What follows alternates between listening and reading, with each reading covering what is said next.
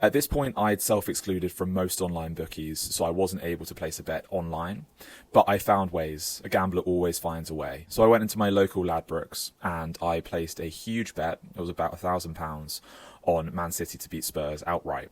Now, they were wild favourites, and City had an unbelievable team at the time. They still had Aguero, they had De Bruyne in his peak, and it seemed like a no-brainer, but it was a risky bet nonetheless. Now, this particular evening, I was heading out to a house party, and it was a late kickoff. It was a 5:30 kickoff. So I thought, what I'm going to do is plonk myself in the bookies for most of the game, and then before the game ends, City would have won, and I can go to the party with peace of mind that I've won my money. And the game started. City went 1-0 up. Fantastic. I'm going to win the bet.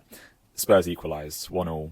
City go 2-1 up. Amazing. This is it. Spurs have equalised. City have come back. There's no way that Spurs are going to come back again. But Spurs did have a good team at the time. They still had Pochettino. They still had Kane. And just after half-time, Spurs equalised to make it 2-2. But anyway, I thought I have plenty of time. It's fine. And I was watching the game, and City were pummeling Spurs. They were all over them. There was no way City weren't going to win this game. And the game went on and on and on, and nothing happened. And my heart got lower and lower and more crushed as the game went on, because I thought, yet again, I've lost my salary.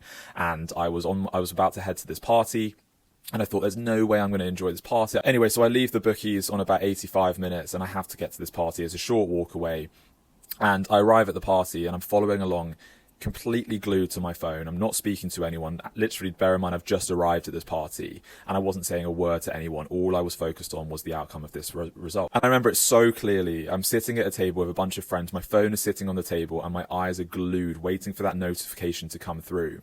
And a notification comes through from Flash Score, and City have made it 3-2. And I leapt out of my seat. I was buzzing, and I told everyone around me, I've just won this huge bet. And then a couple of minutes later, I get another notification come through that the goal's been disallowed.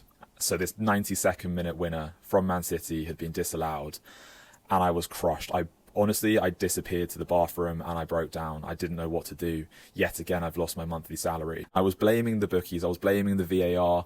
I was blaming everyone except for myself for placing that huge bet. And I went out into the party and I just couldn't talk to anyone. I had tears in my eyes. My eyes were bloodshot red from my crying in the toilet. I didn't know what to do, so I ended up just getting completely blackout drunk. And this is another example of how alcohol and drugs are used as a crutch to overcome the pain or to numb the pain that gambling gives you. It was so painful to go through an experience like that, and that was the only way I knew how.